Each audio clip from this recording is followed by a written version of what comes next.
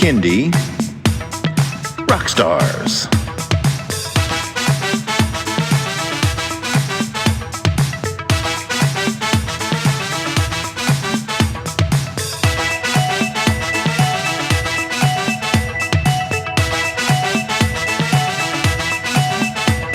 Prepare for a treat, let's meet and greet some bands and singers that are super sweet, making music that's fun for boys and girls. Help them learn about this great big world. Fun for the family, yes it's true, your kids will love it and you will too. Clap and dance and sing aloud, become a part of the Kindie crowd. These songs will make you move your feet and give your ears a great big treat. So settle in, grab your guitars, and let's get to know our Kindie Rock Stars.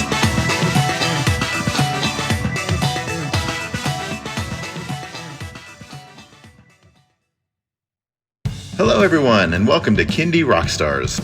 This is the show that gives you the stories behind the songs from some of the best bands and singers that are making fun, informative, educational, catchy, and occasionally silly songs for children and families. I'm your host, Patrick Adams, and each episode of Kindie Rock Stars will feature an artist and a featured song. So let's get to this week's show.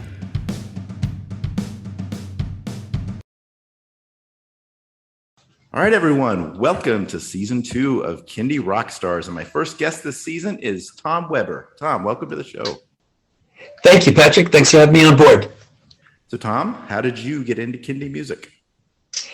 Well, I started off as a preschool classroom teacher, and I would play guitar for the for my class, and it was just something fun to do. Never thought of this as a career. I've been doing this almost 25 years now, full time. So it just evolved out of that. I would, just do sing-alongs, like I said, in the classroom, and we would take the kids sometimes to the, to see some grandparents and things. And it was just, again, never thought of this as a career or making money.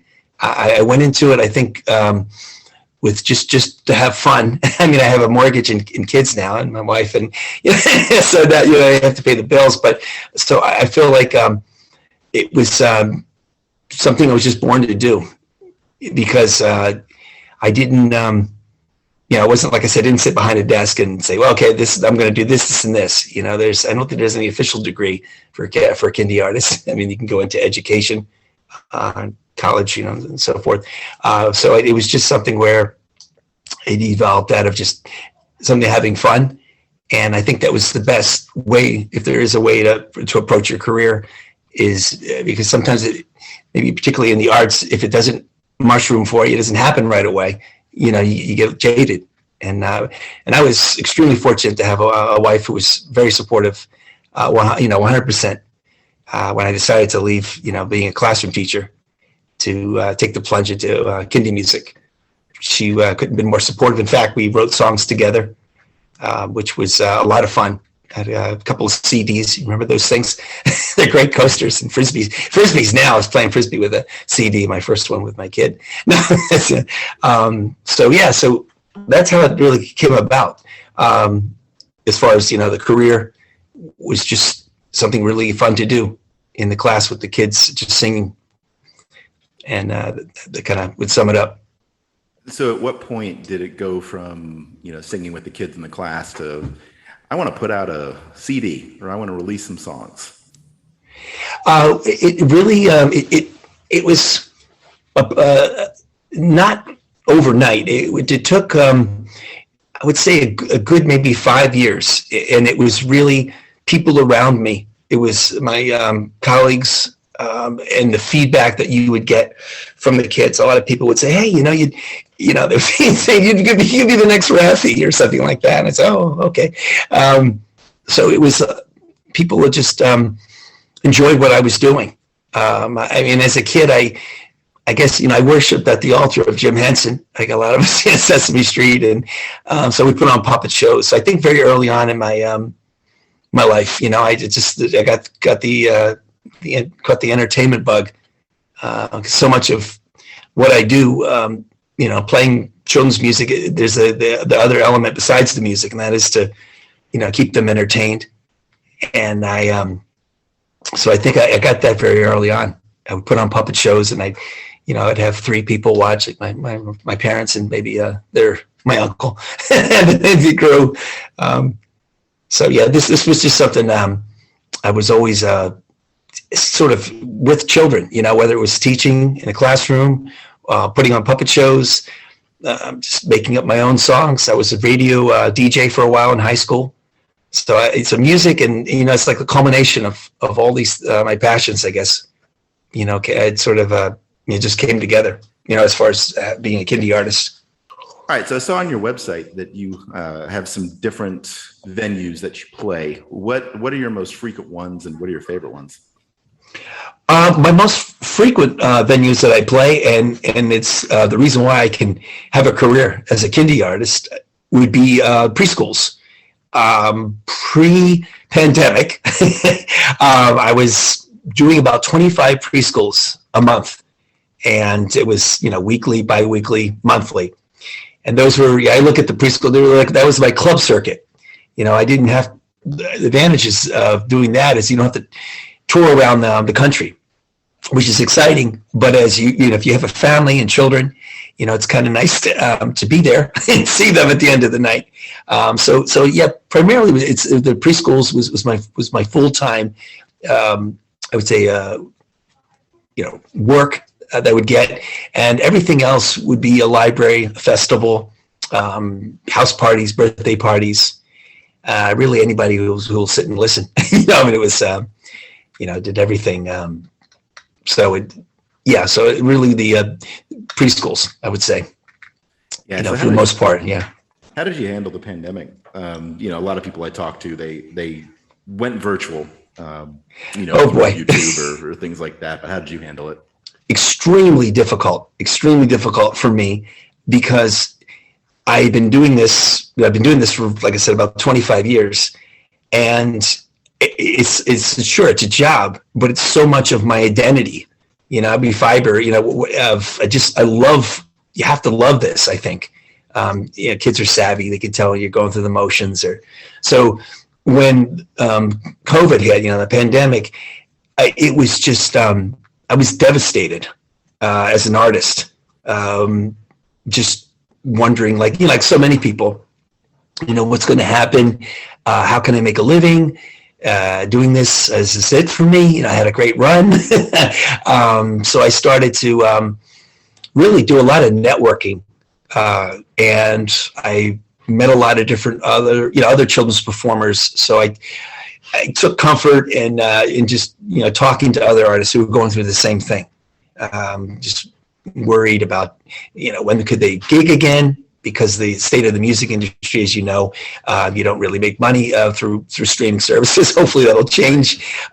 So your bread and butter, is the gigging, teaching classes and performing live, which I really love. And so when that happened in 2020, it was just, Patrick, I'm lucky I had such a supportive family, and my wife is she's a teacher, and she's amazing. So she kept saying, this is no fault of your own. And, hey, and I started entertaining other types of work that I could do, but it's, when you've been doing this your whole life, it's like I said, it's like, wow, okay, now what? So I began to just network a lot with other artists around the country and really around the world. Nanny Nikki was an artist that I got to know really well. We did some work together. And in fact, we've got a single that we hope to release in the spring. Cool. Yeah, a duet. I saw your YouTube video with her. Yeah. So check that out. Nanny Nikki and Tom Weber on YouTube. Yeah. And she's fabulous. And a couple of the fabulous, speaking of fabulous, segue there, fabulous Lemon Drops in Australia. Those guys, they're great. And I'm trying to think, I did some Twinkle Time. I got to know her really well, and did her show, and Matt Mazar, Total Time Music. So there's a number of other different ones too, where it was just getting to meet other artists, that's the upside. Always look for the silver lining. I consider myself an optimist, but let's be honest, when the rug's been pulled out under you like that, you got to get creative and, just try to push through it. The pandemic and what it is.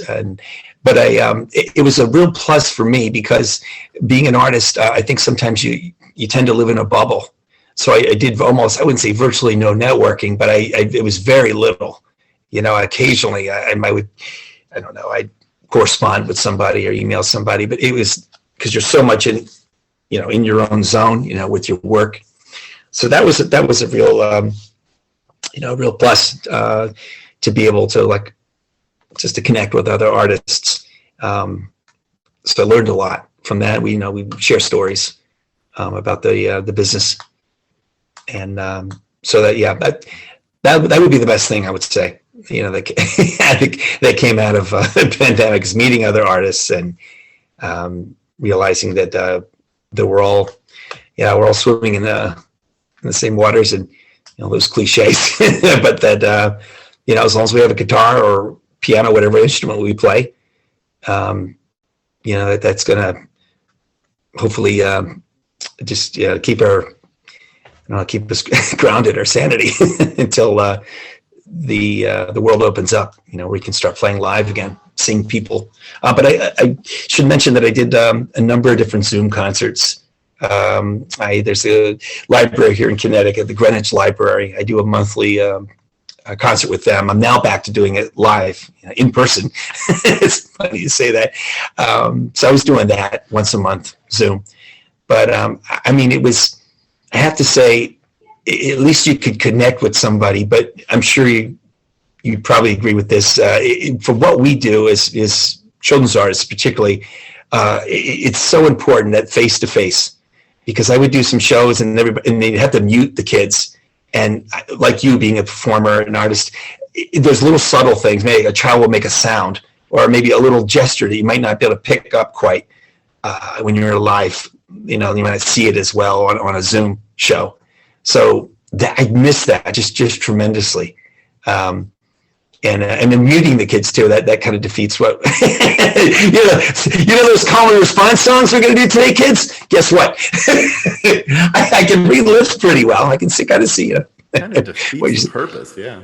Yeah. So it was better than nothing. It was, at least I was, reminding myself that I'm a musician and I still do this, and, just trying to stay positive until, like I said, until things begin to change, where we can, as artists, we can get out there playing and seeing people in person.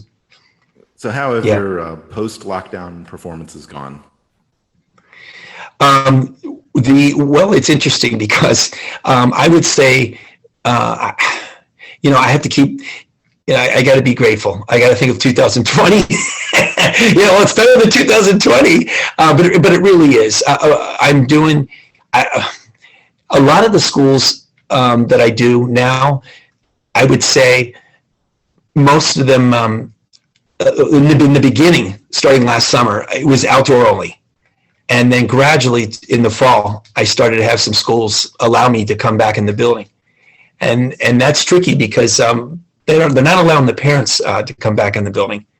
And the preschools where most of the ones that I go to.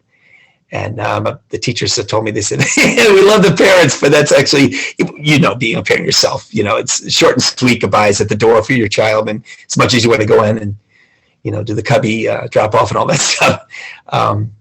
So it was,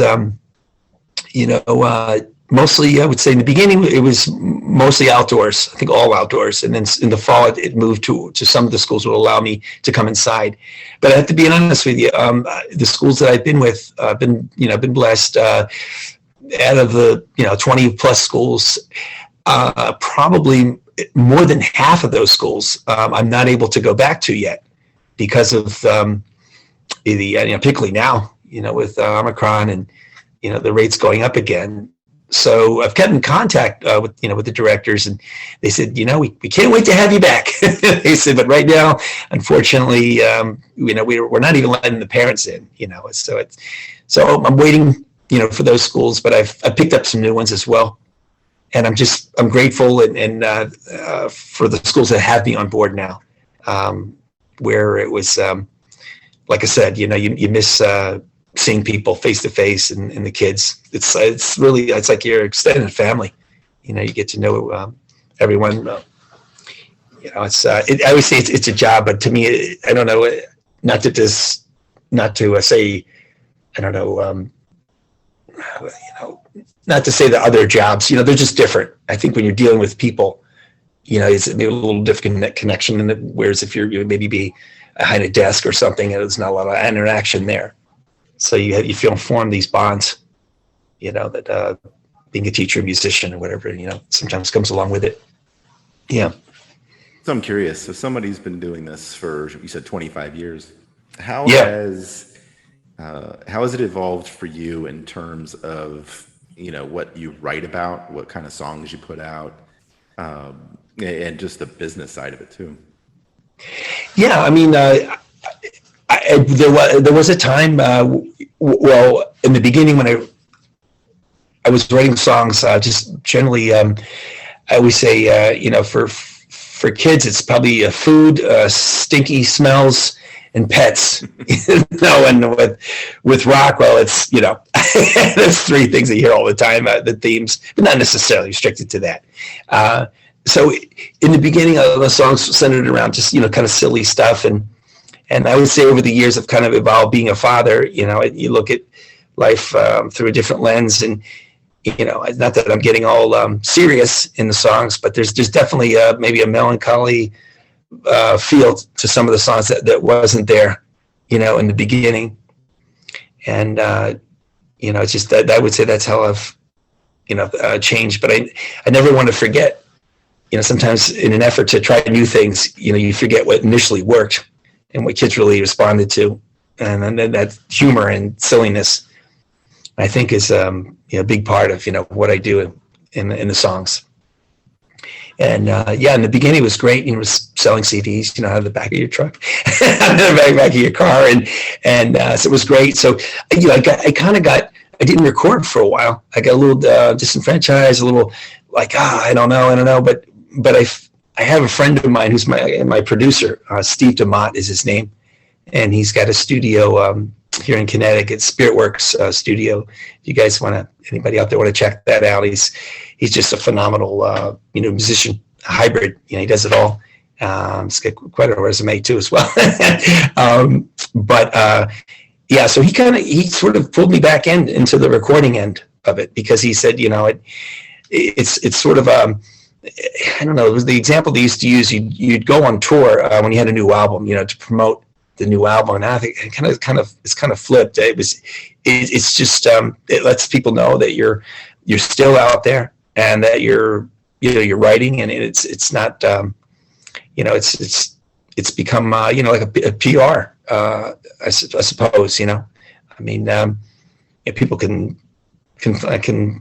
sing along to your songs through streaming services and sites, but it's more, it's more that you're relevant, I think, and that you've got something musically new, to say, instead of like, well, I did something 20 years ago or 15 years ago, it's, and the business side, or rather the way songs are done now, the way you release singles, and then eventually you put the CD, the album out. I have a friend of mine who I know, who he had said that he loved putting his the CD out, the album, and he said, but the only thing is he said it seemed like in 24 hours it was like, okay, that was it. He said, whereas when I was releasing singles, it was like a little bit like people were always looking for new content, new songs, and so he said I was a little disappointed at first. Not that people totally forget about my CD or album, but yeah. So that I think the business side there has certainly changed. I mean, bands always, going back. I'll be 53, but so I'm thinking about when the bands would put out 45s first, or you look at the way it kind of mirrors that, I guess, or 12-inch singles. It's there's new wave Depeche Mode. That's all my favorites. In your shows, are there particular favorites of the kids? Yeah, the favorite songs, and I love it. but it's kind of I wouldn't say frustrating. I would love to do the songs with a lot of words, and and you still can, but I find that it's it's almost like catnip. The songs that are going to respond the most, of course, are the ones that are interactive. Generally, movement songs. It's almost not self-congratulatory by no means. I'm not like that. But songs with just moving about, clapping, jumping, stomping, all those things. And I love to do those. But and you can still do that. I call them the cool down songs. I pulled so much of what I do from a classroom, teacher, being a preschool teacher for many years. I would say, the songs that I'm doing are mostly, just a really interactive stuff. And then maybe towards the end, after the room clears out. No, just kidding. No, then I got to hear some lullabies or some quieter songs, which they do love. Depending on the audience too. If you've got younger toddlers, I tend to be some more finger play type songs, and then the older kids, the 5-year-olds, the old guys, you can do a little more. Maybe the call and response kind of songs are always fun. And Ella Jenkins. I gotta give props to Ella, and just learned a lot from her and other artists. I think the very first artist I heard was Hat Palmer. It was working in high school, and I was doing preschool. I was a preschool teacher, and Hat Palmer, I think, was the first. I guess he would be the first Kindie artist, family artist that I became aware of, and then Raffi, and then other artists. I think with my kids, the first artist that I would see fairly regularly because they watched a lot of Nickelodeon was Lori Berkner. Right. She's great. She would have these vignettes where she would come out and perform a song. So. Right. And Dan Zanes. It was funny. I got to meet Dan. He's such a personable guy. And I saw Dan when he was in the Del Fuegos open up for, the LA punk band X. And I talked about that with him for a while at a show. And it's like, oh yeah, that was my other life. That was interesting too, to see how all these quote unquote, adult contemporary artists started to embrace, children's or Kindie music. Lou Reed, that would be the one would have been the last person that told me, he collaborated with Dan Zanes on a song. Well, even Lou's getting in. So that was fun. I guess all these bands were having children now. They Might Be Giants and on and on. Lori Berkner, definitely. It's great. All right, you ready to get into a song? Let's do it. Yeah. Our song today is called Earth Day Rock. All right, Tom, what inspired you to write this song? Well, what inspired me to write this song, I got an offer to do Earth Fest. It was a show a couple of years ago, and this was really exciting. It was a couple of different artists on the bill, and we opened up for oh my gosh, you pause it. I'm having oh my gosh, just always this is so sad. This is so sad. I'm friends with him. It'll be cool. Oh, can we try that again? I got it now. This is really embarrassing. We're Facebook friends. Not that it means you're going to remember someone's name. Now let's try that one more time. Anyway, so we so Earth Day Rock came about because I got an offer to take part in an Earth Fest, a big show in Connecticut with a number of different artists on the bill, and we opened up for Brady Reimer. I mean, how can you say no to that? And that was the beginning of my musical relationship with my producer, Steve DeMott. And we said, hey, I got a couple of Earth songs. And he said, well, so let's write our own. And we did. And it was from that point on, it was that was the first song that we did together, Steve and I, to go along with to sing at the festival. And from there, we then just tried to be better at sorting the recyclables and helping the planet Earth. Yeah. See, this is one of those things about Kindie music that I love. You could have silly songs, you could have fun songs, but Right. you also have educational songs and introduce them to social awareness and things like that. So true. Yeah, it was Al Green. I think he had said, he looked at it as like the sandwich. Well, they use that example too in education for teachers. You kind of you sneak it. You get the bun, which is the fun stuff, and then the meat. Or veggie burger. In the middle. That's the educational part. All right. Let's check it out. Here is Earth Day Rock by Tom Weber.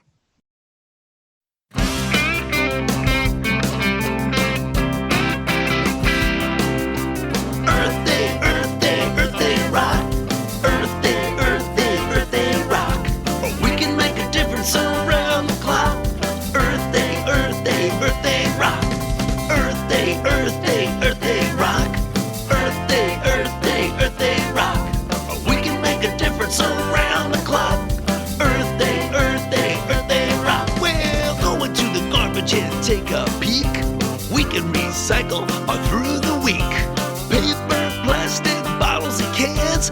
Put them in the bin and clap your hands. We got a R-E-C-Y-C-L-E. R-E-C-Y-C-L-E. R-E-C-Y-C-L-E. Recycle. And do the Earth Day, Earth Day, Earth Day rock. Earth Day, Earth Day, Earth Day rock. We can make a difference around the clock. Earth Day, Earth Day, Earth Day rock. Rock 'em, Steve.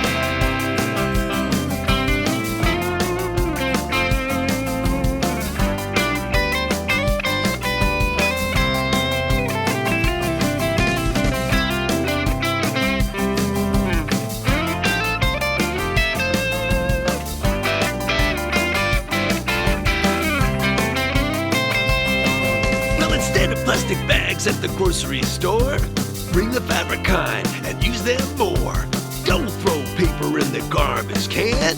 Put it in the bin and make a plan. We got a R-E-C-Y-C-L-E. R-E-C-Y-C-L-E. R-E-C-Y-C-L-E. Recycle. And do the Earth Day, Earth Day, Earth Day rock. Earth Day, Earth Day, Earth Day rock.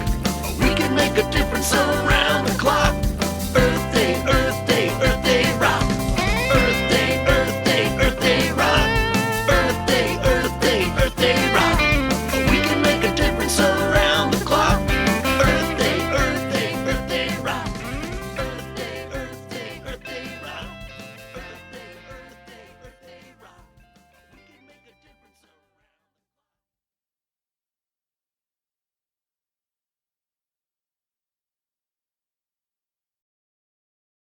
All right, Tom, let everybody know where they can find that song and where they can connect with you on social media. My music is digitally available on all the platforms, Spotify, Pandora, iTunes, and YouTube. And as far as contacting me, you can go to singalongtom.com, and you can find out information about upcoming shows, bookings, if you're interested in booking me for a performance, and Tom Weber Children's Music on that thing. What's it called? Facebook. You can go there as well. And then there's Tom Weber Music on Instagram. There's lots of posts. If people want to find out, get a taste of what I do with a lot of videos and pictures and so things like that. But that's how you get in touch with me. Gotcha. And you can email me too. So, right. Sorry, I'm rambling. It's past our bedtime. Okay. It's 3 hours apart, I think, right? Nevada and Connecticut. Yeah. Right. Yeah, I forget sometimes. I'll call my brother. He's in Arizona. He's an early bird. He's a cartoonist, syndicated cartoonist. So he's up at like 5 a.m. He finds it easier to write, when the house is quieter, and you hear that often. People who are, creative minds, it's when the people, when your kids leave, let's go off to school, then you got a little time to write some songs. Yep. All right. Well, Tom, thank you so much for being on the show. Thank you, Patrick. I appreciate it. Like I said, I was very, very excited. Told a lot of people about, doing the podcast with you.